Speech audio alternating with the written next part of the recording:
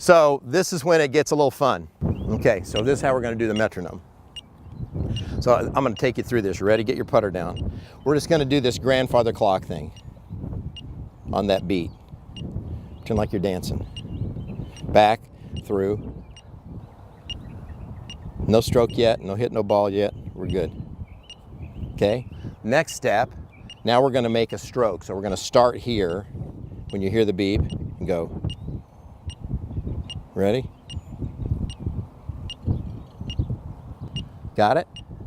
Feel decent? Good. You'll feel it if you feel like you're waiting or if you feel like you're rushed.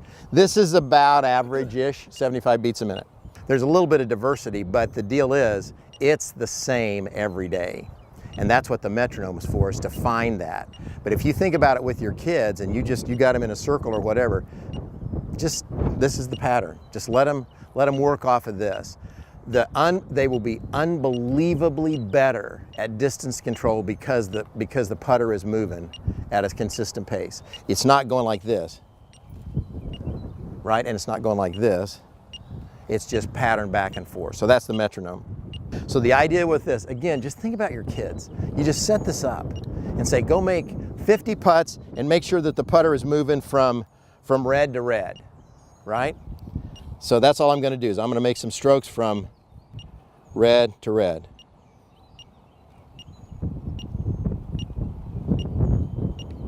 Got it? So the idea is this gives me feedback on that back line. And I put all the energy into impact.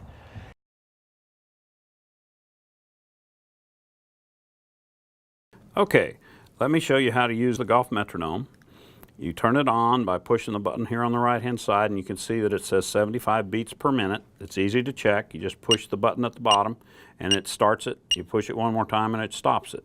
Now if you want to change the tempo, Sam says that the average tempo for a golf pro is 75 on the tour.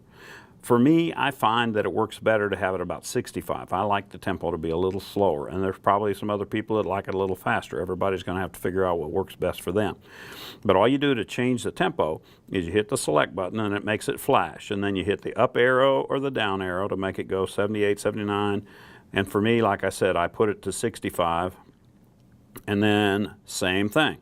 Then once it's selected, you're done. Now, if you want to change the volume, you push the select button and you can see now the volume is flashing. Okay, when you first use the thing out on the golf course or at the putting green, the volume is so loud, as you can hear, that everybody in the neighborhood hears what's going on.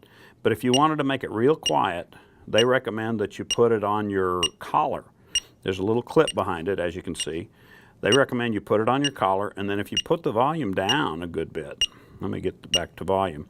If you put the volume down to like there, then you can hear it, but maybe nobody else, and you won't mess anybody else up. So there's options, and that's pretty much how it operates.